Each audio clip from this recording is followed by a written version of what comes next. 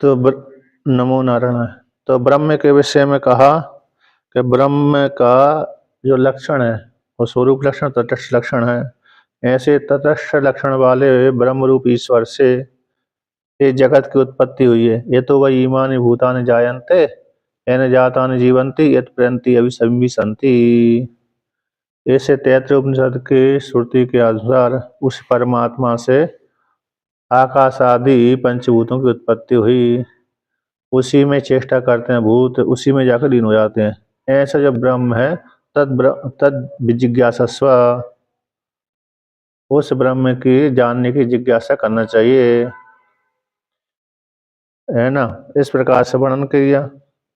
तो इस जगत की उत्पत्ति का हेतु कारण कौन है? ब्रह्म है, ईश्वर है।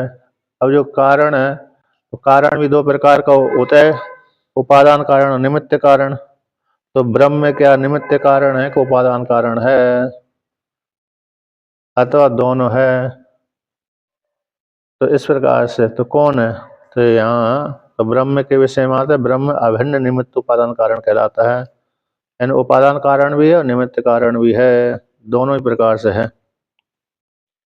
अन्यवादियों के मत में ऐसे सांख्य दर्शन के अनुसार भी प्रकृति उपादान कारण भी है, उपादान कारण है, लेकिन चेतन आत्मा की सन्निधि से क्या बनती है, कार्य करती है। सन्निधि उसमें चेतन की रहती है, लेकिन उपादान कारण तो प्रकृति कहलाती है वहां पर, और कर्ता भी वही प्रकृति होती है।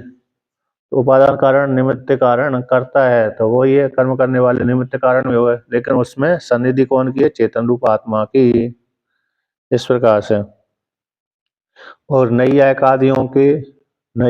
आदि के माध्यम से, नैयायिकों के मध्य में उपादान कारण तो परमाणु होते हैं, निमित्त कारण कौन? ईश्वर हो गया। ईश्वर की प्रेरणा से उपादान कारण परमाणुओं से जगत की उत्पत्ति होती है। उसी प्रकार से सांख्य दर्शन के अनुसार प्रकृति, जब प्रकृति है उस प्रकृति से भी तो उपादान कारण प्रकृति है, तो लेकिन सन्निधि कौन प्रमाण हो गया? चेतन रूप आत्मा। उसके सन्निधि से नहीं, निमित्त कारण जीवात्मा हो गया, जीव रूप आत्मा। उसके सन्निधि से प्रकृति में कर्तापन आ जाता है, प्रकृति करता है, उपादान कारण भी हो जाती है। लेकिन संयोग चाहिए चेतन का, बिना चेतन के संयोग से प्रकृति में कर्तापन का भाव नहीं आता। जैसे दृष्टांत है, अरे चुंबक, चुंबक के सन्निधि से लोहे में हलचल क्रिया हो जाती है। उसी प्रकार से चेतन की सन्निधि से किसकी प्रकृति में हलचल क्रिया हो जाती है। भाई प्रकृति में जब चेतन की सन्निधि होती है तो प्रकृति में हलचल की प्रक्रिया हो गई, तो प्रक्रिया हो जाने से फिर वो प्रकृति कर्ता भाव को प्राप्त हो जाती है, और वो प्रकृति का भी परिणाम जगत की उत्पत्ति हो जाती है। ऐसा वादी मानते हैं। तो उसी प्रकार से यहाँ पर तो जन्माद्यस्यता इस श्रुति में, इस सूत्र में अस्य इस जगत के प्रत्यक्ष प्रमाण, अनुमान आदि प्रमाण के माध्यम से, सन्निधि प्रमाण के माध्यम से धर्मी रूप जगत है उसको इदम के द्वारा निर्देश किया गया। सूत्र में जो अस्य शब्द आया, अस्य शब्द किसका वाचक है? अतः जगत का वाचक है। इस जगत की, तो वो जगत है, इस धर्मी रूप जगत है, उस जगत का निर्देश इदम शब्द के द्वारा कहा गया है। इदम शब्द का रूप अस्य कहलाता है, जन्मादि अस्य यतः। तो अस्य में जो इदम, अस्य शब्द है, इदम का वाचक कहलाता है। इदम के रूप है षष्ठी के एक वचन। तो षष्ठी जो है, षष्ठी जन्मादि धर्म संबंधार्थः। तो षष्ठी जो विभक्ति है जन्मादि के धर्म से, जन्म है उत्पत्ति, जन्म यानी उत्पत्ति स्थिति संहार। तो ये धर्म से धर्मी का ज्ञान हो जाता है, धर्म से धर्मी का ज्ञान हो जाता है। तो षष्ठी विभक्ति संबंध से संबंधी का बोध कराती है।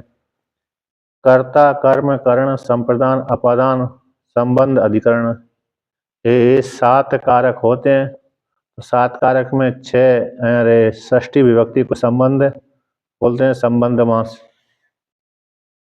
जी जी। तो इसमें जिस ये संबोधन उसी में प्रतिमा में ही अंतर्भूत हो जाते हैं। तो इस प्रकार कारक है। तो सात में सारे सात ही कारक होते हैं, उसमें से षष्ठी जो विभक्ति है वो संबंध का बोध कराने वाली है, तो इसलिए ऐसा वर्णन किया।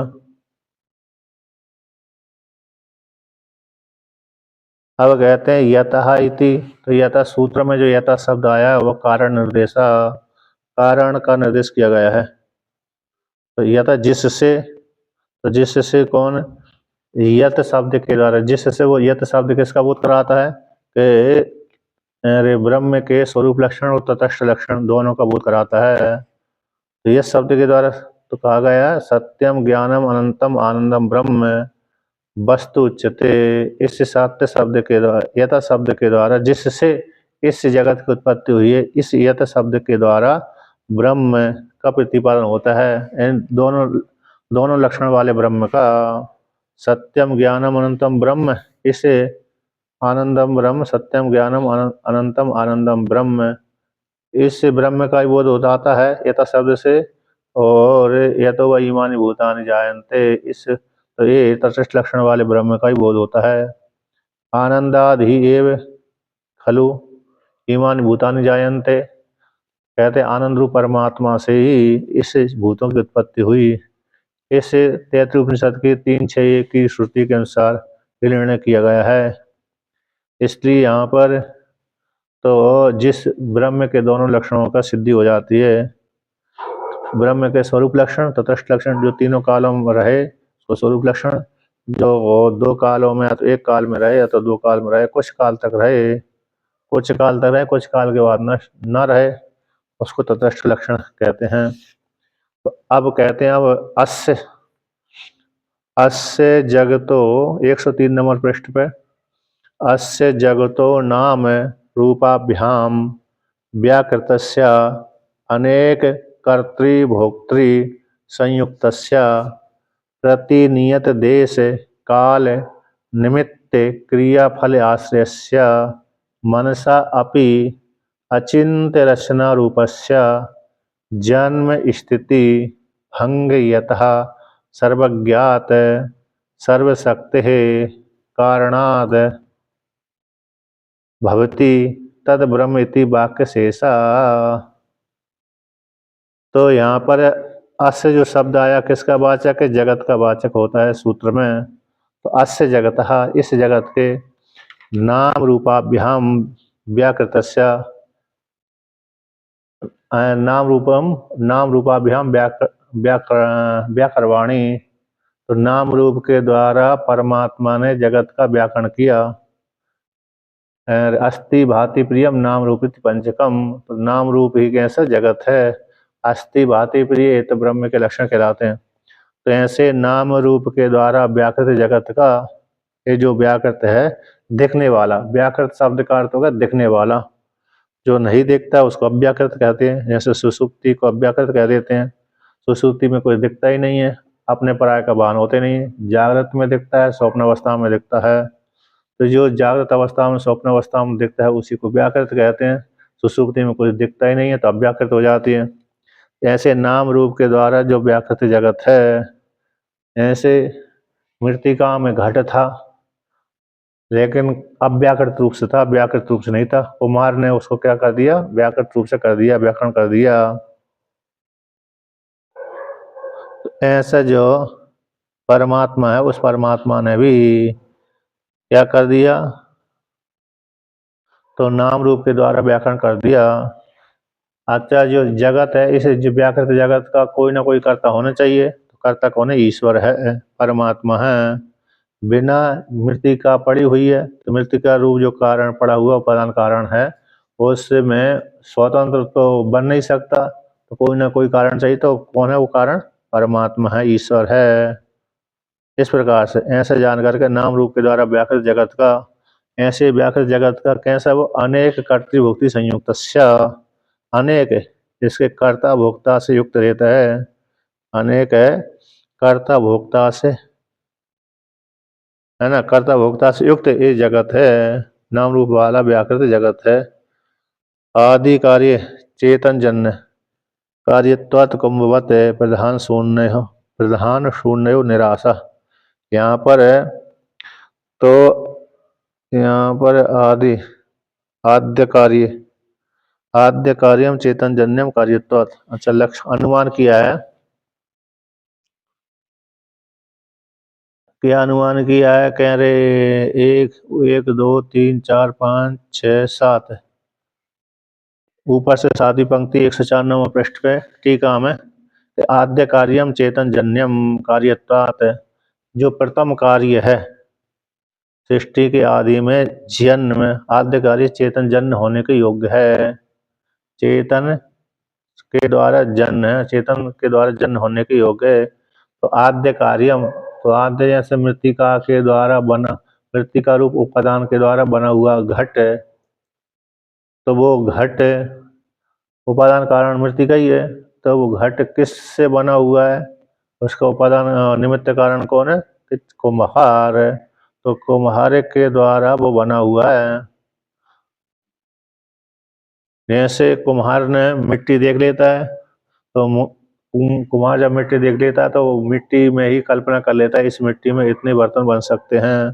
तो इस प्रकार से तो पहला जो कार्य होता है उसी प्रकार से बुद्धि के माध्यम से ईश्वर, तो वो कुम्हार उसको उत्पन्न करता है लौकिक में। उसी प्रकार से संपूर्ण जगत को परमात्मा मन के द्वारा चिंतन करके विचार करके परमात्मा इस जगत को उत्पन्न करता है। तो इसलिए आद्य कार्य कौन है, चेतन जन्यम। तो चेतन जन कार्यत्वात्, कार्य होने से, यानी ये आद्य कार्यम जो जगत रूप जो कार्य है वह साध्य किसके द्वारा उत्पन्न हो, चेतन जन्य होने के योग्य है। तो चेतन जन्य होने के कार्य पक्ष हो गया कहते हैं, और सिद्ध सिद्ध क्या करना है हमको, कि चेतन के द्वारा उत्पन्न होने वाला जगत है, चेतन की सिद्धि होती है। तो हेतु कौन से दे दिया, कार्यत्वात्, ये हेतु दे दिया।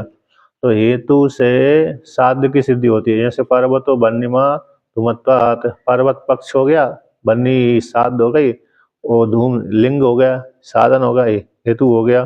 तो हेतु के द्वारा पर्वत रूप पक्ष में विद्यमान जो अग्नि है उस अग्नि का ज्ञान हो जाता है। अनुमान प्रमाण है पर्वतो बन्नीमा धूमत्वात्, पर्वत बनने वाला है धूम रूप लिंग के माध्यम से।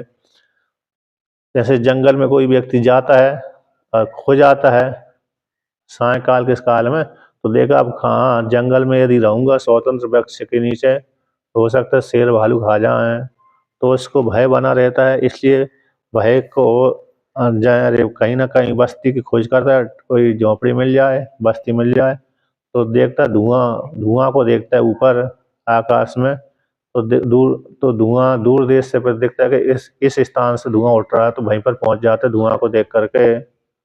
तो इसलिए पर्वत बनने वाला है धूमत्वात्, धूम रूप लिंग के द्वारा सात रूप सिद्धि की हो जाती है पर्वत रूप पक्ष में। यानी अग्नि का ज्ञान हो जाता है कि जहाँ से धूम उठ रही है, जहाँ से धुआं उठ रहा है वहां पर अग्नि है, जल रही। तो अग्नि कोई ना कोई ने जलाई होगी, अग्नि स्वतंत्र तो जल नहीं रही, अपने आप तो जलती नहीं अग्नि, लेकिन किसी न किसी ने जलाई होगी। तो जलाई होगी तो मनुष्य होगा, झोपड़ी बस्ती आदि होगी। इसलिए वहां पर धुआं को देख करके अग्नि के पास में पहुंच जाता है, अग्नि के माध्यम से फिर बस्ती आदि प्राप्त उसको हो जाती है, तो वहां पर रहता है, रात को व्यतीत करता है। तो इसलिए जो आद्य कार्य चेतन के द्वारा जन्म होने के योग्य है, तो कार्य होने से कोई भी कार्य चेतन के द्वारा जन्म होता है। तो कुंभवत है, जैसे कुम्हार के द्वारा बना हुआ घड़ा, कुंभवत यानी कुंभ यानी घड़ा, तो कुंभ के समान। तो कुम्हार के द्वारा बना हुआ घड़ा है, तो किसके, तो मृत्तिका तो उपादान कारण है, किंतु निमित्त कारण कुम्हार भी है, चक्र भी है, चक्र भी है, दंड भी है, रासव भी है। मिट्टी धोने के लिए गर्दभ है, रासव भी बोलते हैं, गर्दभ भी बोलते हैं, है ना, गदा भी बोलते हैं। हिंदी में गदा हो गई, संस्कृत में रासव गर्दभ दोनों हो गए। तो मृत्तिका को धोने के लिए गर्दभ चाहिए, तो निमित्त कारण हो गया। जल चाहिए, वो भी दंड चाहिए, वो भी निमित्त कारण। और चक्र चाहिए, बिना चक्र के घूमे घट नहीं बनता। तो चक्र चाहिए, तो वो भी निमित्त कारण। और चेतन आत्मा, चेतन आत्मा जीवात्मा कुमार चाहिए। बिना कुमार के अन्य निमित्त कारण भी व्यर्थ हो जाते हैं। तो इसलिए कुंभ जिस प्रकार से और प्रथम कुम्हार का मिट्टी का के द्वारा बना हुआ जो घट है, कुम्हार के द्वारा प्रथम बना जाता है, चेतन के द्वारा कुमार रूप चेतन के द्वारा बना जाता है। स्वतंत्र स्वतंत्र कुलाल चक्र दंड अपने आप ही बनता नहीं है। स्वतंत्र कुलाल जो चक्र है, दंड है, और कौन कौन है, अरे रासव आदि है, इनके द्वारा अपने आप ही घट का निर्माण नहीं होता। फिर किससे, इससे मृत्तिका से स्वतंत्र। तो जड़ के द्वारा जड़ का निर्माण नहीं होता। इन जड़ रूप कुलाल चक्र के द्वारा जड़ रूप मृत्तिका ही घट बन जाए अपने आप ही, ऐसा संभव नहीं है। ऐसा मानने पर तो आत्मा आश्रय दोष आदि की प्राप्ति हो जाती है। इसलिए यहाँ पर प्रधान और शून्य और निराशा प्रधान, इसलिए प्रधान में प्रधान इन सांख्य दर्शन में जो प्रधान है, तो प्रधान को कर्ता मानते हैं। प्रधान को क्या मानते हैं, कर्ता मानते हैं। कर्ता कर्ता मानते हैं तो वो प्रधान उपादान कारण भी है। तो प्रधान को जब कर्ता मानते हैं सांख्य दर्शन वाले, उसका खंडन हो जाता है, क्योंकि प्रधान जड़ है। प्रधान कैसा है, जड़ है। उनके मत में प्रकृति जड़ कहलाती है, लेकिन कर्ता मानते हैं जरूर, जड़ होने पर भी कर्ता मानते हैं। और शून्य माध्यमिक माध्यमिक जो पक्ष है उसमें शून्यवाद होता है। तो शून्यवाद को और प्रधान सांख्यवाद का मत यहाँ पर निराश हो जाता है। ठीक है ना, क्योंकि जो भी हम कार्य, जो भी लोक में कार्य देखा जाता है, वो कोई ना कोई चेतन उसके पीछे जरूर रहता है। जैसे पंखा भी चलना है, पंखा भी हवा लेना है हमको, तो पंखा चलाना है, तो बिजली तो है ही है, बिजली के द्वारा चल तो रहा है, लेकिन स्विच दबाने के लिए चेतन अनिवार्य है। बिना चेतन के जो बिजली बह रही है, उस बिजली जब तक स्विच नहीं दबाएगा चेतन, तब तक वो पंखा भी नहीं चलेगा, मोटर आदि भी नहीं चलेगी। इसलिए चेतन उस पंखा चलाने के लिए चेतन चाहिए। तो चेतन के द्वारा ही कार्य होता है। जड़ के द्वारा, शून्य के द्वारा जगत की उत्पत्ति नहीं हो सकती। तो अनेक कर्तृत्व भोक्तृ संयुक्त जो व्याकृत जगत है, वो हिरण्यगर्भ आदि जन्य, तो जैसे हिरण्यगर्भ के द्वारा भी तो उत्पत्ति होती है। नई अन्य अन्यवादी कहते हैं कि जो विशिष्ट जीव है, कौन है, जैसे पूर्व मीमांसा के अनुसार विशिष्ट जीव जगत की उत्पत्ति कर देता है। तो विशिष्ट जीव कौन होगा, अरे जो हो गया हिरण्यगर्भ। हिरण्यगर्भ छोटी मोटी सामर्थ्य वाला थोड़ी है। हिरण्यगर्भ ऐसे ईश्वर संज्ञा सुसुप्ति अभिमानी देव, संपूर्ण सुसुप्ति अभिमानी देवता की ईश्वर संज्ञा होती है। समष्टि सुशरीर अभिमानी देवता की हिरण्यगर्भ संज्ञा होती है। समष्टि स्थूल शरीर अभिमानी देवता की विराट संज्ञा होती है। तो विराट आदि तो हिरण्यगर्भ आदि जीव जन्यत्वम नृष्यति। तो हिरण्यगर्भ आदि के माध्यम से, तो यहाँ पर हिरण्यगर्भ आदि को भी कर्ता मानते हैं, है ना। हिरण्यगर्भ आदि को भी, विराट को, हिरण्यगर्भ को कर्ता मानते हैं बहुत से वादी। तो इसलिए तो बहुत से वादी मानते हैं, तो फिर यहाँ पर क्या वो ही करता है क्या जगत का, ना वो नहीं है। शिव महिमन में आपने पढ़ा होगा, शिव महिमन में 30 श्लोक है कि 14 श्लोक है, किम यहा किम काया सखलु किम उपायस्ति भुवनम किम आधारो दाता सृजति किम उपादान च अतर्कैश्वर्ये तो अनवसर दोस्तों हत दिया उतर कोयम कांसिन मुखरयति मोहाय जगता। फिर अजन्मानो लोका किम वै भवंतो भी जगता मधिष्ठातारम किम भवि विधिरनादित्य भवती अनिशो वा कुर्याद। तो आगे वाला जो है अजन्मानो लोका, तो इस श्लोक में जीव को कहते हैं, जीव ने जगत की उत्पत्ति करी होगी ना, जीव ने जगत की उत्पत्ति नहीं कर सकता। यानी हिरण्यगर्भ जो जीव है, पहला जीव कौन कहलाता, प्रथम वही शरीर ही। इस श्रुति के अनुसार पहला जीव हिरण्यगर्भ ही कहलाता है। इस हिरण्यगर्भ ने ही जगत की उत्पत्ति करी होगी ना, हिरण्यगर्भ में ऐसी सामर्थ्य नहीं होती। हिरण्यगर्भ में ऐसी सामर्थ्य नहीं है कि संपूर्ण जगत को उत्पन्न कर सके। ईश्वर में ही अकेली सामर्थ्य है। इसलिए अनेक कर्ता भोक्ता से युक्त है। अनेक कर्ता भोक्ता आदि से युक्त ये व्याकृत जगत है। तो श्राद्ध वैश्वानर इष्ट आदि में पितृपुत्र का कर्तृत्व भोक्तृत्व भेद। अच्छा, यहाँ पर ये वर्णन किया है टीका में कि श्राद्ध वैश्वानर इष्टि आदि में, श्राद्ध काल में वैश्वानर नाम की इष्टि आदि में वैश्वानर नाम की इष्टि, इसमें पिता पुत्र दोनों का श्राद्ध कहते हैं। पिता पुत्र का श्राद्ध तो किसके लिए? पिता के लिए किया जाता है। वैश्वानर नामक इष्टि पुत्र आदि प्राप्ति के लिए इस प्रकार से किया जाता है। यहाँ पर पुत्र के द्वारा किया जाता है, तो पुत्र के लिए किया जाता है, पुत्र के द्वारा किया जाता है इत्यादि। तो श्राद्ध पक्ष और वैश्वानर नाम की इष्टि आदि में पिता पुत्र दोनों का कर्तृत्व भोक्तृत्व भेद से पृथक वर्णन कर दिया। अनेक कर्तृत्व भोक्तृत्व यो ब्रह्मांडम विद्याति पूर्वम। तो यहाँ पर इस श्रुति वाक्य के अनुसार परमात्मा रूप ईश्वर ने सबसे पहले ब्रह्मा जी को उत्पन्न किया। पंचभूतों को उत्पन्न करके, पंचीकरण करके ब्रह्मा जी को उत्पन्न किया, यानी हिरण्यगर्भ को उत्पन्न किया। ब्रह्मा कौन? हिरण्यगर्भ। भाई हिरण्यगर्भ स्थूल शरीर में प्रवेश कर जाते, विराट संज्ञा हो जाती है। तो ब्रह्मा को उत्पन्न करके, हिरण्यगर्भ को उत्पन्न करके, विराट को उत्पन्न करके, फिर उसने उसके हृदय में चारों वेदों को प्रकट कर दिया।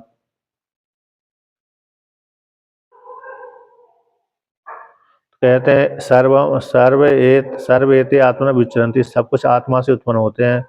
इस श्रुति को लेकर के स्थूल और सूक्ष्म देह आदि उपाधि द्वारा जीवों का कार्यत रूप से जगत के मध्य पाती हो जाने से जगत का कारणत्व कहा गया है। ऐसा कहते हैं स्थूल सूक्ष्म देह उपाधि के माध्यम से जीवों का कार्य होने से और जगत के मध्य में पाए जाने से जगत का कारणत्व, जगत के कारण कहलाते कौन? अनेक कर्तृत्व भोक्तृ संयुक्त जगत का आदि कारण तो कौन है? ईश्वर ही है। आदि कारण तो कौन है? ईश्वर। मध्य कारण तो जो जगत के मध्य में पड़े हुए अनेक कर्तृत्व भोक्तृ संयुक्त व्याकृत वाले जगत का। अब कहते हैं प्रतिनियत देश काल निमित्त क्रियाफल आशय वाले जगत का प्रतिनियत कारणत्व सर्वज्ञत्व को दिखलाते हैं कि प्रतिनियत देश है कि यहाँ पर प्रकट होना, यहाँ पर प्रकट नहीं होना। अमुक व्यक्ति की उत्पत्ति इसी काल में होगी, इसी काल में जन्म होगा, इस काल में उत्पन्न नहीं होगा। अब सृष्टि होगी, फिर संहार पालन होगा, संहार होगा। प्रतिनियत व्यवस्थित, प्रतिनियत में व्यवस्थित है ना, प्रतिनियतानि यानी व्यवस्थितानि। 105 नंबर पृष्ठ पे। तो प्रतिनियतानि व्यवस्थानि, देश काल निमित्तानि, देश को लेकर, काल को लेकर के। तो यहाँ पर जैसे काशी नगरी हो गई, मथुरा नगरी हो गई, द्वारावती हो गई और मायापुरी हो गई। मायापुरी नगरी नाम जानते हो गए? मायापुरी है कौन सी है? हाँ, हरिद्वार, गंगा द्वार, हरिद्वार, मायापुरी, 3 नाम है उसके। तो इत्यादि अमुक व्यक्ति का, कहते हैं अमुक व्यक्ति का जन्म यहाँ होगा, इस व्यक्ति कर्म के अनुसार इसका यहाँ पर जन्म होगा। ऐसे इसलिए प्रतिनियत देश काल निमित्तानि येषां क्रियाफलानाम, इन क्रियाफलों का तद आशय क्रियाफल के आशय का वाले जगत का। तो क्रिया प्रति नियत है देश काल निमित्त वाले जगत का, व्याकृत जगत का, क्रिया फल आशय वाले जगत का। इसमें क्रिया और फिर उसका फल। पहले क्रिया करता है जीवात्मा, फिर उसका फल भोगता है। पहले कर्म करता है, फिर फल भोगता है। ऐसे क्रिया फल के आशय वाले जगत का मनसा अपि, कहते मन के द्वारा भी, मन के द्वारा भी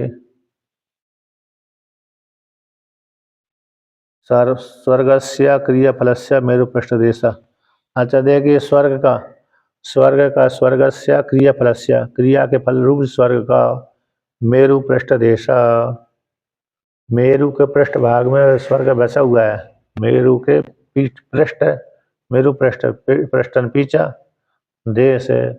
मेरु पृष्ठ भाग, मेरु का एक देश भाग विशेष है। तो यहाँ पर मेरु पर्वत है। मेरु है ना, सुमेरु होता है ना, सुमेरु श्री यंत्र में सुमेरु, श्री यंत्र में जब दे गए ना उसको, तो उसमें जब अरे उसका यथार्थ रूप से ज्ञान करेंगे तो हम सामने सामने आकृति दिखती है, मात्र कोने कोने कोने कोने मेरे उसका जो यंत्र बनता है ना, यंत्र पीतल का बनाओ अथवा स्फटिक का बनाओ अथवा सोने के बनाओ अथवा चांदी का बनाओ अथवा कागज में, तो सोने का, चांदी का, पीतल का, तांबे का ऐसे जब बनता है तो उसमें कोने कोने कोने से दिखते हैं। वो जो कोने कोने हैं वो लोक विशेष कहलाते हैं।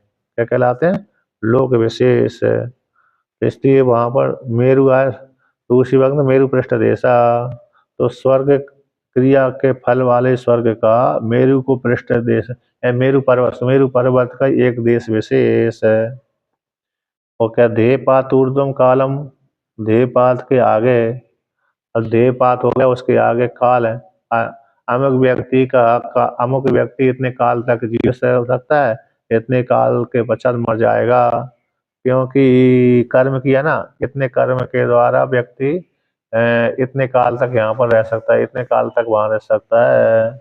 उत्तरायण और दक्षिणायन, तो उत्तरायण मरण आदि निमित्तम प्रतिनियतम, तो अर्थात उत्तरायण उत्तरायण दक्षिणायन आदि मरण के लिए इस प्रकार से अमुक व्यक्ति उत्तरायण में मरेगा, अमुक व्यक्ति दक्षिणायन में मरेगा, अथवा हमारे उत्तरायण वाला व्यक्ति, ऐसे धार्मिक व्यक्ति इस मार्ग से जाएगा, अधार्मिक व्यक्ति उस मार्ग से जाएगा, और उपासक व्यक्ति इस मार्ग से जाएगा। यानी उपासक कर्मकांडी उपासना कांड वाले और पापात्मा है।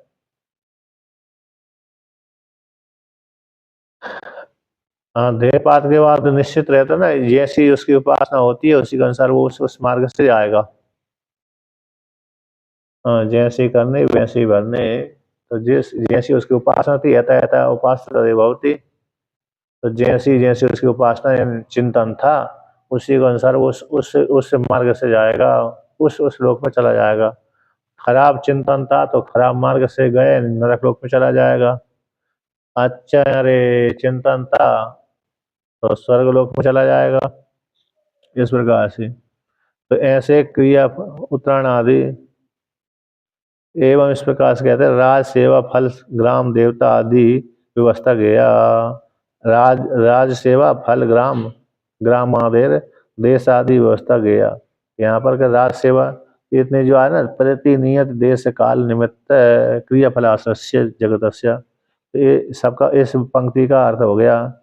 एवं इस प्रकार राज सेवा राजाओं की सेवा, राज सेवा गई, और फल कोई सेवा करेगा तो राजा प्रसन्न होकर फल दे देगा, और और फल के रूप में ग्राम आदि प्राप्ति, फल की प्राप्ति हो जाती है। अमुक व्यक्ति जैसे पहले राजा देते रहते थे, पृथ्वी दान कर दिया, अमुक गाव ही दान कर दिया, किसी ब्राह्मण को गाव दान कर दिया, तुम इस गाव के मुखिया हो, पहले कर लेते थे ना राजा। इस प्रकार से तो अतः इतना इस गाव से जो कर प्राप्त होगा वो तुमको प्राप्त होगा, है ना। इतने व्यक्ति का कर आप ऐसा ले सकते हैं, बाद में हमको भेजना। तो ऐसे कर लेकर के ब्राह्मण को मिल जाता था, भाई ब्राह्मण फिर राज्य के संचालन के लिए फिर वो कर को आगे बढ़ा देता था, लेकिन इतना प्रतिशत इनको मिलता था। इसलिए राज सेवा फल राज सेवा फल ग्राम आदि की, ग्राम देश आदि की व्यवस्था, इस प्रकार से वो ऐसे इसको व्यवस्था आदि है देश काल निमित्त को लेकर के, तो ये सारे उस ऐसे जान लेना चाहिए। तो ये क्रिया फल के आश्रय वाले जगत का, नियत जगत का, देश को काल के निमित्त से उत्पन्न होने वाले क्रिया फल वाले आश्रय, क्रिया फल के आश्रय करने वाले जगत का मन के द्वारा भी, मनसैन मन के द्वारा भी।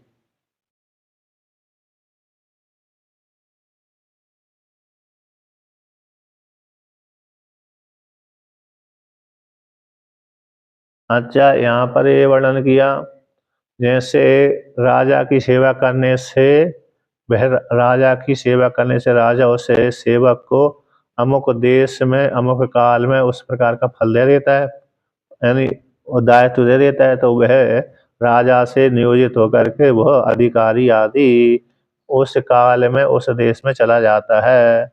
उसी प्रकार से ईश्वर भी जीवों के कर्मों के द्वारा प्रेरित होकर के अमुक देश में पैदा होगा, अमुक कर्म करेगा, तो अमुक कर्म करेगा तो इस कर्म के अनुसार तो उस प्रकार का उसको फल प्राप्त होगा। तो इसलिए ईश्वर को मालूम रहता है कि अमुक व्यक्ति इतने का पाप पुण्य करे हैं, है ना, अमुक व्यक्ति ने इतने पाप और पुण्य किए इसलिए इसको इतना फल प्राप्त होगा मनुष्य योनि में आकर के। स्वर्गलोक योनि में गया तो उस प्रकार का।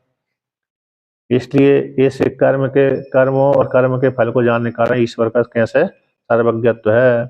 ऐसे क्रिया फल के आशय वाले जगत का मन के द्वारा भी चिंतन नहीं किया जा सकता। अचिंत रचना रूपम, अचिंत रचना रूप वाले जगत का, यानी जैसे ही चिंतन करने गए जगत का तो देखा वहां पर कुछ नहीं लगा। खोदा पहाड़ निकली चुईया, कहावत है नहीं, खोदा पहाड़ और निकली निकली चुईया, चूहा निकला। तो अचिंत विचार करने गए कि ये जगत को देखने गए कि इसको लेकर के हम आनंद प्राप्त करेंगे। तो जब ऐसी जगत को लेने के लिए जाते हैं तो विचार करते हैं, तो विचार करने पर कुछ दिखा ही नहीं जगत है। जगत के ऊपर आनंद लेने के लिए विचार करने लगे कि जगत से हमको आनंद किस प्रकार से प्राप्त होगा। जब विचार करना चालू हुआ कि हम इस प्रकार से जगत से आनंद ले सकते हैं, तो विचार करते करते कारण में प्रवेश कर गए। कारण का विचार करते करते देखा कुछ बचे नहीं, परमात्मा ही बचा। कारण का विचार करते करते, कारण का विचार करते करते, जगत के कारण का विचार करते करते लास्ट अंत में जाकर ईश्वर रूप परमात्मा ही प्राप्त हो जाता है। और इसलिए आज हमको ये जगत दिख रहा है, कहते हैं क्रिया फल आशय वाले जगत का मन के द्वारा भी, अचिंत रचना रूप जगत का तो मन के द्वारा भी चिंतन नहीं किया जा सकता है, अचिंत है। क्यों अचिंत है? आज हमने इंद्रप्रस्थ देखा, अगले दिन देखा भूकंप ही आ गया। क्या आ गया? भूकंप आ गया। अब भूकंप आ गया तो सारे इंद्रप्रस्थ ही नष्ट हो गया। होता कि नहीं होता? बड़े बड़े भूकंप में चले जाते हैं, जहाँ जहाँ पर भूकंप आता है विशाल नगरी है, कहीं ना कहीं जब बड़ा भूकंप के झटके आते हैं तो जितने ही विशाल जो है नगरी है अथवा घर है मकान आदि अपने आप ही गिर जाते हैं। जैसे बड़े शहरों में, अरे बड़े शहरों में ना यदि भूकंप आ जाए, जैसे दिल्ली है मुंबई है आदि में, यानी यहाँ की बिल्डिंग बड़ी बड़ी होती है, एक बिल्डिंग में भूकंप आ जाने पर भयंकर सारी धड़ाम धड़ाम से गिर जाएंगी।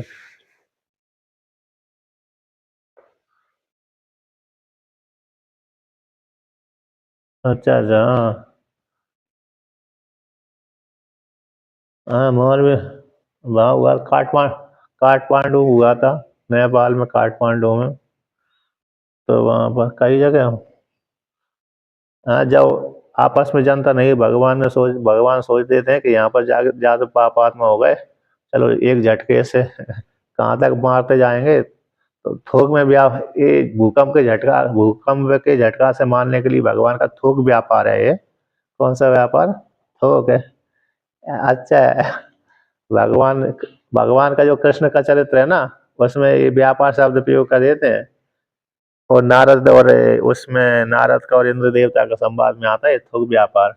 जब तक भगवान श्री कृष्ण मथुरा नहीं जाते तब तक चुटपुट का व्यापार चलता है। छोटा छोटा हाँ, चुटपुट बोलते हैं ना, चुटपुट, छोटा छोटा व्यापार। जैसे ही मथुरा चले जाते हैं तो व्यापार उनका बढ़ जाता है, लंबा हो जाता है। फिर द्वारका में चले गए तो थोक व्यापार चलता है। मथुरा से ही चालू हो जाता है। मथुरा से ही फिर उनका थोक व्यापार चालू हो जाता है। जब तक मथुरा नहीं गए जब चुटपुट एक एक राक्षस को मारने लगते हैं। मथुरा पहुंच गए, कंस को मार दिया। कंस के बाद फिर थोक व्यापार चलता है। फिर तो एक दो की गिनती नहीं आती, हजारों की लाखों की गिनती आती है। कहीं 1 लाख मार दिया है, इसलिए उसको मतलब उसको बोलते थोक व्यापार। तो इसलिए तो यहाँ पर भी कहते हैं, तो अचिंत मतलब आज हमने अच्छा बनाया इस घर को, लेकिन देखा कल अगले दिन देखा कि भूकंप ने उसको नष्ट भ्रष्ट कर दिया। तो अचिंत रचना रूप हो गया। कैसे हो गया? जिसको हम सुन रहे थे इसको प्राप्त करके हमको बड़ा आनंद की प्राप्ति होगी, और देखा कि वो आनंद मानंद सारा ही भग गया। तो अचिंत्य रचना रूप ऐसे जगत का जन्म स्थिति भंग, जगत की उत्पत्ति, जगत की स्थिति और जगत का भंग नाश है। जन्म यानी जगत का जन्म, स्थिति यानी जगत का स्थिर रहना, भंग यानी नाश, जगत का नाश होना। जिससे यथा जिससे होते हैं, तो किससे होते हैं? सर्वज्ञात, सर्वज्ञ रूप ईश्वर से, सर्वशक्ति परमात्मा, कर्तुम अकर्तुम अन्यथा कर्तुम समर्था। ये परमात्मा के विषय में आता है, ईश्वर के विषय करने में न करने में, अन्य प्रकार से करने में भी समर्थ है। कर्तुम अकर्तुम अन्यथा कर्तुम शक्यता, इस प्रकार से माया को लेकर के भी बात है। तो ऐसे जिससे सर्वज्ञ रूप ईश्वर से, ईश्वर को ही मालूम रहता है कि अमुक व्यक्ति ने एक कर्म किए तो उसके लिए ऐसे व्यक्ति को यहाँ पर पैदा होना है। जैसे व्यक्ति को, एक व्यक्ति मथुरा का है, एक व्यक्ति काशी का है, एक व्यक्ति हरिद्वार का है, एक व्यक्ति उज्जैन नगरी का है, अन्य ने, तो इनका एक साथ मृत्यु होने 100 जने की, 50-30-40 जने की एक साथ मृत्यु होने, तो उनको संयोग हो गया, पहाड़ों के बीच में इनकी मृत्यु होने एक ही काल में। तो भगवान फिर इसको इस प्रकार से वो बना देते हैं कि एक ही बस में बैठ जाते हैं, वो एक ही बस में बैठते हैं संयोग से, तो एक ही साथ वो मर जाते हैं। तो जैसे कोई यात्रा करते हैं ना बस के माध्यम से, अब वो उनको मरना एक काल में ही, तो भगवान उसी प्रकार से अरे वो संयोग बना देते हैं। इसलिए वो कर्म का फल, स्वतंत्र कर्म, कर्म तो फल देता है, कर्म के द्वारा फल प्राप्त होता है, लेकिन कर्म में ऐसी सामर्थ्य नहीं है कि वो अरे फल दे दे। लेकिन ईश्वर से प्रेरित होकर के वो कर्मों का ही फल है, वो ईश्वर ही कर्मों के फल को भुगाता है, भुगाने वाला ईश्वर है। इसलिए अमुक देश में ही अमुक इसने इसने पुण्य कर्म किए थे भूतकाल में, अब इस पूर्व पूर्व शरीर में, अब इस व्यक्ति को अगले इस घर में, यहाँ पर इस देश में पैदा होना है, इस काल में पैदा होना है, अमुक व्यक्ति घर में पैदा होना है। तो ये पूर्व नहीं है,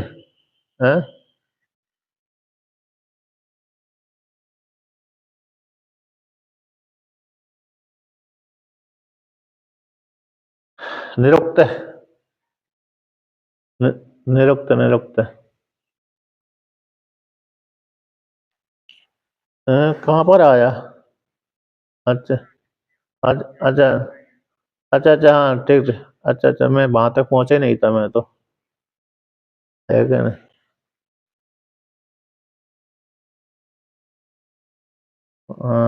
तो निरुक्तक है ना? यास्क मुनि का है ये।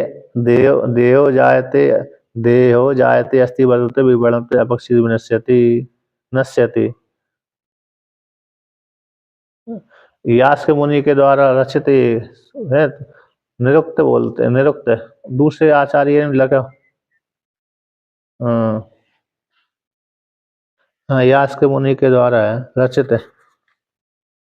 तो आगे वाक्य में आ जाएगा स्पष्ट ही, भाष्य में आएगा, यास्क परिकृतना, अब भाष्य में ही आएगा। तो ये पंक्ति जो आई है ये भाष्य में ही आएगा। तो कहते हैं अचिंत्य रचना रूप ये होगा ना, सर्वशक्ति, सर्वशक्ति में संपूर्ण जीवात्मा में सारी शक्ति नहीं होती। उत्पत्ति करने की शक्ति, पालन करने की शक्ति, अरे संहार करने की शक्ति सामान्य होती है।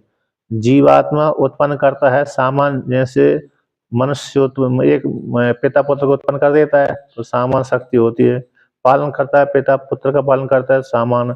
मार देता है, पिता ही पुत्र को मार देता है कभी कभी, तो संहार करने के लिए।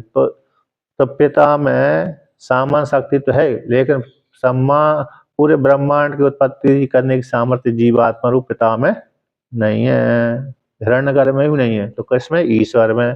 तो सारी शक्तियों के खान कौन है? ईश्वर। ऐसे ईश्वर जो कारण है इसका, इस जगत का, तो वह कारण है, ईश्वर ही कारण कहलाता है। वह कारण कौन है? कि सर्वज्ञ होने से, सभी को जाने से, जानने वाला होने से, कि अमुक व्यक्ति ने इतने कर्म किए, अमुक व्यक्ति को इस प्रकार से कर्मों का फल भुगतान है, इसको इस इतना सुख भुगतान है, इतना इसको दुख भुगतान है। तो सर्वज्ञ रूप सर्वशक्ति वाली कारण से ही इस जगत की उत्पत्ति, नाश और संहार, उत्पत्ति, स्थिति और नाश होता है। तो वह कौन है? तद ब्रह्म इति वाक्य शेषा, वह ब्रह्म है। इसलिए इस जगत की उत्पत्ति का मूल कारण कौन है? ब्रह्म। तो ब्रह्म ही अभिन्न निमित्त उपादान कारण कहलाता है। इस प्रकार से वर्णन किया। अब ऐसा कथन करने के पश्चात यहाँ पर वर्णन करते हैं,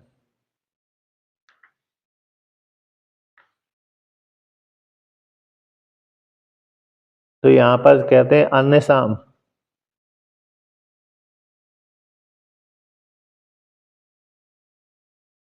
हाँ, यहाँ पर पूर्व पक्षी प्रश्न कर रहा है कि भाई अन्य अन्य भी वृद्धि द्वारा वृद्धि परिणाम आदि भाव विकार इस जगत के होते हैं, उनको क्यों ग्रहण नहीं किया गया। ऐसे यास्क मुनि के द्वारा देयो जायते अस्ति वर्धते विपरिणमते अपक्षीयते विनश्यति, तो इस ये इंद्रक्त सूत्र में आता है। तो इसमें यहाँ पर तो 6 विकार होते हैं जगत के। हमारे शरीर जो उत्पन्न हुआ ना, इस शरीर के 6 विकार होते हैं स्थूल शरीर के। ये हमारा शरीर तो जगत है, हमारा जो शरीर है निरुक्त निघंटु, निघंटु भी है वो, यानी हाँ वहाँ निरुक्त है, निघंटु आदि है, शब्दकोश है वो, वेद, अरे वेद का शब्दकोश है, वेद का शब्दकोश कहलाता है, व्युत्पत्ति वाला। इस शब्द की उत्पत्ति कैसे इत्यादि होती है। तो देखिए, तो इससे हमारा जो शरीर ही जगत है ना, हमारा हो चाहे आपका शरीर हो चाहे किसी का शरीर हो, इसी को ही जगत कहते हैं। तो ये हमारे शरीर के 6 विकार होते हैं।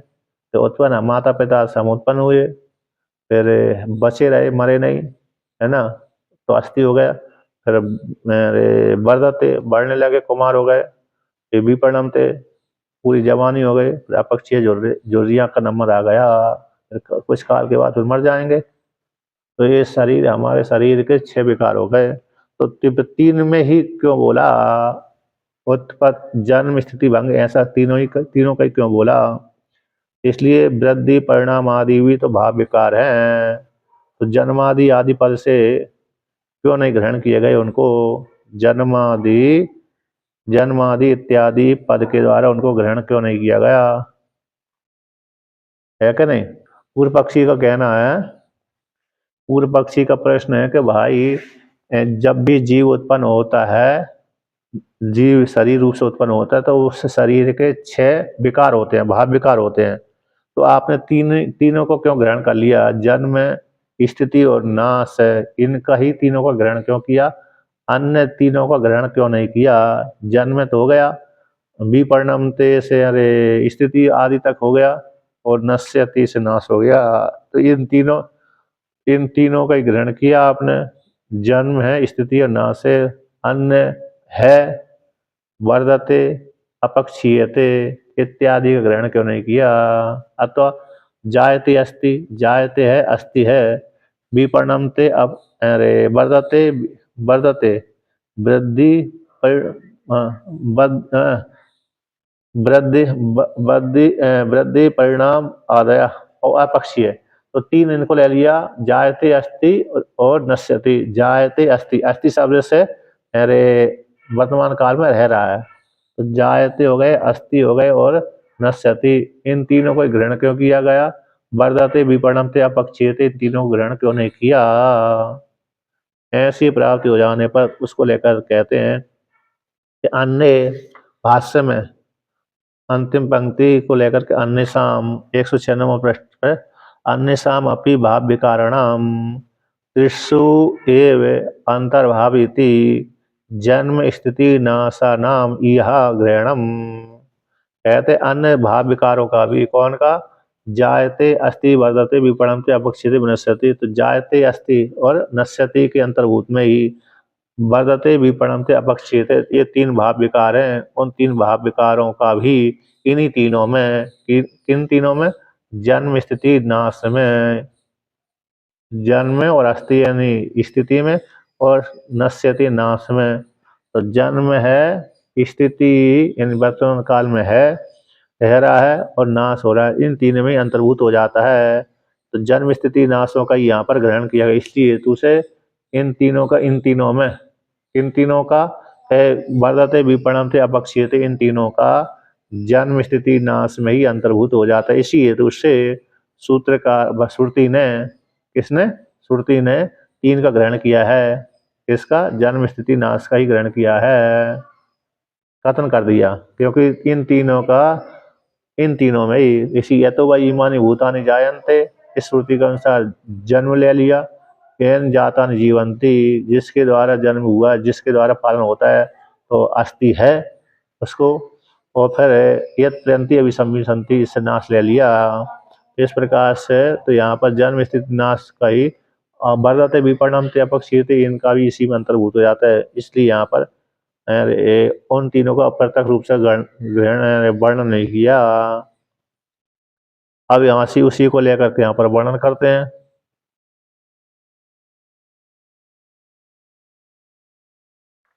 यहाँ पर पूर्व पक्षी कहते हैं वृद्धि परिणाम आदि जन्म है, वृद्धि का परिणाम आदि दोनों का जन्म है, अपक्षय नाश में अंतर्भूत हो जाता है। हाँ देखिए यहाँ पर लिखा है 105 नंबर पृष्ठ की नीचे से दूसरी पंक्ति, तो वृद्धि परिणाम दोनों का, वृद्धि का और परिणाम दोनों का जन्म में अंतर्भूत हो जाता है, अपक्षय का नाश में अंतर्भूत हो जाता है। इस प्रकार से तीनों का। अब पूर्व पक्षी ने प्रश्न कर दिया कि ननु देहो जायते अस्थि वर्धते विपणमते अपक्षीयते नश्यति, ये कौन सा क्या बोला था निर्णय, अरे निघंटु, निरुक्त निरुक्त है ना, निरुक्त आदि है, जो भी है। तो यहाँ पर इसमें इस कहते हैं यास के मुनि वाक्यम एतत् सूत्रम सूत्र मूलम क्यों न स्यात्। हाँ ये यास के मुनि का ही है, निरुक्त ही है उनको, उनके द्वारा रचित जो ग्रंथ है ना निरुक्त ही कहलाता है। तो यहाँ पर उनके द्वारा रचित सूत्र है, यास के मुनि के द्वारा रचित सूत्र को ही मूल प्रमाण क्यों ना माना जाए, मूल इस सूत्र को ही मूल क्यों ना मान लिया जाए, उसको लेकर कहते हैं। यानी यास के मुनि के द्वारा जो पठित जो षडभाव विकार हैं शरीर के, उसी को ही मूल कारण क्यों ना माना जाए, तो उसी को लिख दे देते यहाँ पर। ऐसे अस्थि जायते बदलते विपणमते अपक्षिते विनश्यति, ये जिससे होते हैं, ये इस जगत के जिससे होते हैं, षडभाव विकार जिससे होते हैं, वह आत्म ईश्वर है ना। जन्म स्थिति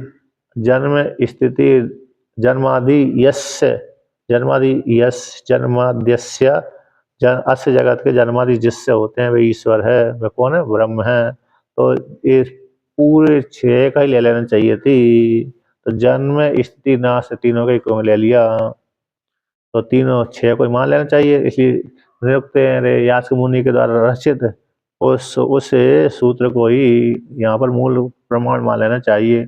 ऐसी प्राप्त हो जाने पर कहते हैं कि यास्क भाष्य में 106 नंबर पृष्ठ की दूसरी पंक्ति भाष्य की, तो यास्क के परिपठिता नाम तु जायते अस्ति इत्यादि नाम ग्रहणे तेषां जगतः स्थिति काले संभाव्यमानत्वाद मूल कारणाद उत्पत्ति स्थिति नाश जगतो न गृहीतः स्यु इति आशंकेता तन्मा शंकी इति, या उत्पत्तिर्ब्रह्मणस्तत्रैव स्थितिः प्रलयश्च ते एव गृह्यन्ते। कैसे यास्क के मुनि के द्वारा पठित है जो सूत्र है, जी जी यास्क मुनि के द्वारा पठित जो सूत्र था कौन सा था, जायते अस्ति विपणमते जायते अस्ति बदते विपणमते अपक्षिते विनश्यति इत्यादि का, इत्यादि षडभाव विकारों का इत्यादियों का ग्रहण हो जाने पर, ग्रहण में तेषां इनका भाव विकारों का जगत के जो षडभाव विकार हैं स्थिति काल में भी उनकी संभावना रहती है। इस यास्क मुनि के द्वारा जगत रूपी शरीर के जो षडभाव विकार हैं उन षडभाव विकारों का स्थिति काल में अस्थि रूप में संभावना हो जाने से, तो मूल कारण से, मूल कारण कौन, ईश्वर से ही उत्पत्ति स्थिति नाश उत्पत्ति स्थिति नाश इस जगत के होते हैं, तो न गृहीता ग्रहण नहीं होंगे। कहते स्थिति काल में भी कोई यहाँ पर ऐसे शंका करे, है ना, शंका ऐसी करता है कि मूल कारण से जगत की उत्पत्ति नहीं होगी, यास के मुनि के द्वारा पठित जो षडभाव विकार हैं उनका उनका जगत के स्थिति काल में उनका ग्रहण नहीं होगा, है ना। मूल मूल कारण से ही वर्तमान काल में स्थिति काल में संभावना के माध्यम से, तो मूल कारण से जगत की उत्पत्ति स्थिति नाश जो होते हैं वो गृहीत नहीं होगी। ऐसे यदि कोई शंका करे तो तन्मा शंकी, यानी मूल कारण से ही ईश्वर से षडभाव विकार की उत्पत्ति नहीं होती, ऐसी कोई शंका करे तो इस प्रकार से तो ऐसी शंका नहीं करना चाहिए, ऐसी शंका नहीं करना चाहिए। यानी यहाँ पर ग्रहण नहीं होगा, यहाँ पर कहते ना ग्रहण नहीं होगा, ऐसी शंका ना करे। ऐसी यदि कोई शंका करता तो ना करे।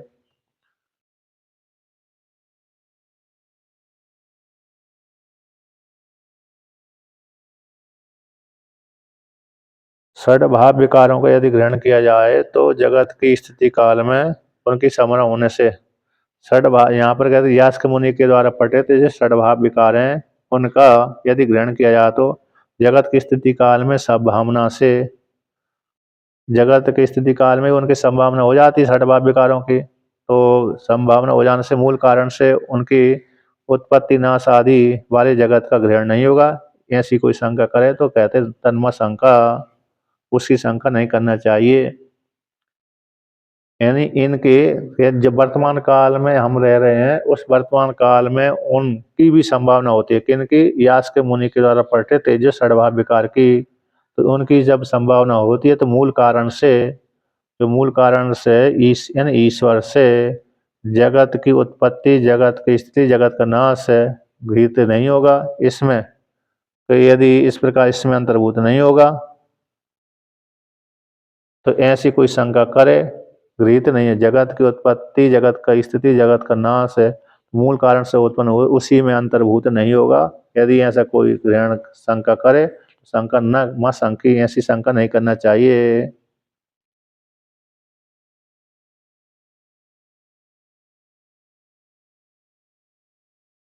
तो फिर क्या क्या क्या करना चाहिए?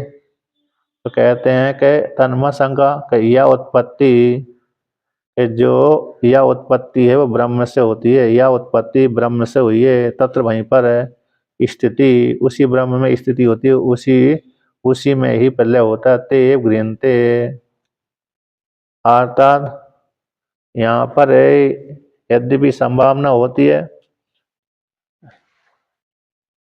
हैं? जी जी जी। तो यहाँ पर मतलब कैसे, यहाँ पर जो पंच महाभूत आदि, मतलब इसका शंका कैसी थी कि यास के मुनि के द्वारा पठित जो 6 षडभाव विकार हैं, इनका षडभाव विकार है इनकी जो ग्रहण किया जाता है ना, उनके द्वारा ग्रहण किया गया, तो जगत की स्थिति काल में भी, जगत की स्थिति काल में, जगत को ये स्थिति काल है यास के मुनि के द्वारा पठित जो षडभाव विकार हैं उनका, तो उनका कहते थे ऐसा, उनका जगत की स्थिति काल में भी संभावना हो जाने से, तो किसकी संभावना हो जाने से, तो मूल कारण से उत्पत्ति। यहाँ पर मतलब शंका ये है कि यास के मुनि के द्वारा पठित जो षडभाव विकार थे इनका, तो ये जगत की है, ये जगत की कोटि में ही आते हैं। तो वर्तमान काल में भी मूल कारण से उत्पन्न, मूल कारण से उत्पन्न जो स्थिति नाश स्थिति है, जगत की उत्पत्ति, जगत की स्थिति, जगत का नाश है, ये वो जगत के जो 3 विकार भाव विकार हैं ये गृहीत नहीं होंगे मूल कारण से। ऐसी कोई शंका न करे, ऐसी कोई शंका करे तो ना तन्मा शंकी। जैसे यास्क मुनि के द्वारा 6 षडभाव विकार स्वीकार किए गए हैं, तो उन्हीं में ही पर जन्म स्थिति नाश आ जाएंगे।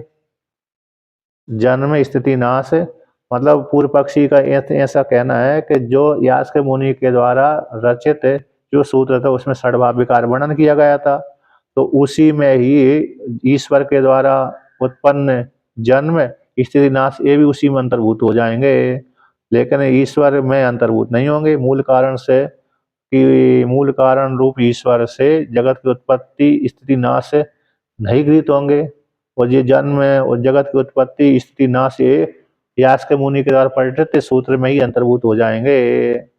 और लेकिन ईश्वर मूल कारण ईश्वर से उत्पत्ति स्थिति नाश रूप जगत की उत्पत्ति गृहीत नहीं हो गए। यदि कोई ऐसी शंका करता है तो तन्मत शंकी ऐसी शंका नहीं करना चाहिए कि जो उत्पत्ति होती है, तो जो उत्पत्ति है वो ब्रह्म से ही उत्पन्न हुआ है, ब्रह्म से ही उत्पन्न हुआ है, और ब्रह्म में ही स्थित रहता है जगत, और ब्रह्म में ही जगत का लय होता है। ते वे कौन है? यास्क के मुनि के द्वारा पठित जो षडभाव विकार हैं वे भी इसी ब्रह्म में ही अंतर्भूत, उत्पत्ति स्थिति संहार में ही अंतर्भूत हो जाते हैं। उत्पत्ति स्थिति और संहार में ही ते कैसे हो जाते हैं? अंतर्भूत हो जाते हैं। ब्रह्म से अतिरिक्त कोई कारण नहीं है, ब्रह्म से अतिरिक्त कोई कारण नहीं है, ब्रह्म ही संपूर्ण जगत का कारण कहलाता है।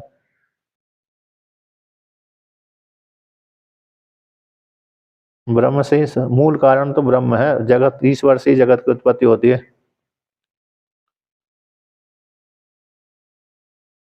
इस प्रकार से हैं? हाँ, जिससे उत्पन्न होते उसी में लय हो जाता है।